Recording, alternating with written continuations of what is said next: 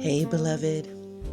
Lately, I've been having the same conversation over and over with my executive clients, job seeking clients, and new managers, even with myself.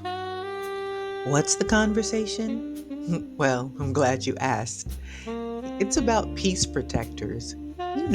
Those personal guardrails that keep us from getting swallowed up by the noise, demands, and other people's chaos. And one of my clients summed it up in a way that I just can't stop thinking about.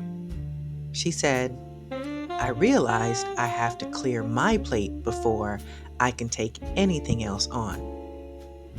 You see, she recently realized she was in full blown burnout.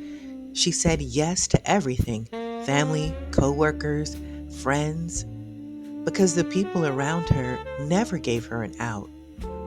I mean, they low key bullied her into doing things or simply assumed she would. Her plate wasn't just full, it was piled so high you couldn't even see the person underneath it anymore. So I gave her an unusual assignment, a whiteboard lanyard. And on it, she wrote, I am observing silence.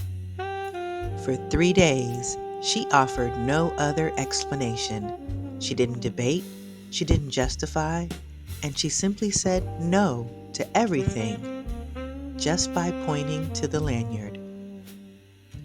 And when someone tried to push past her peace protectors, pressing for answers or poking at her boundaries, she calmly flipped the lanyard over to display a follow-up message. Let's revisit in 3 days. Now, here's what happened in those 3 days. Her nervous system reset, no over-explaining, no people-pleasing, just stillness.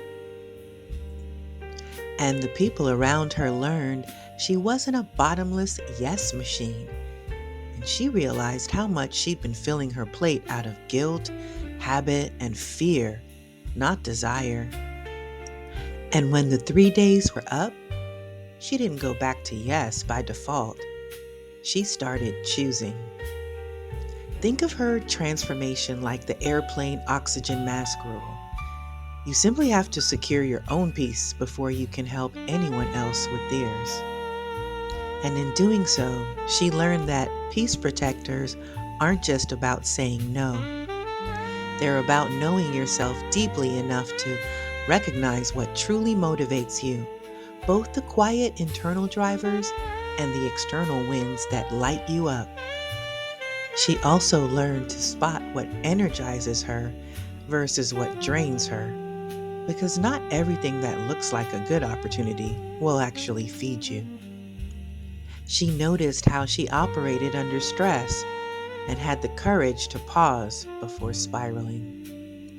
And finally, she learned to break open her emergency toolkit when pressure hits, whether that means breathing space, movement, music, prayer, or stepping outside to simply feel the sun. And because we are all perfectly flawed beings, sometimes it's okay if you forget all of that in the moment. But when that happens, simply wipe the entire plate clean and allow yourself to be still. Then, before you take on anything else or say yes to anyone else, ask yourself 3 to 5 grounding questions. Here are my go-to grounding questions. Does it spark joy? Does it energize me? Does it provide a sense of purpose? Is it growing revenue? Did I feel a sense of anxiety or dread when asked? Now it's your turn. Come up with your own 3 to 5 peace protecting questions and share them in the comments.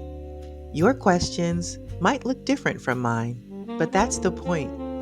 You never know who might need your list as much as you do. Because sometimes the bravest thing you can do is not taking on more, but clearing your plate first and guarding that space until you know exactly what belongs there.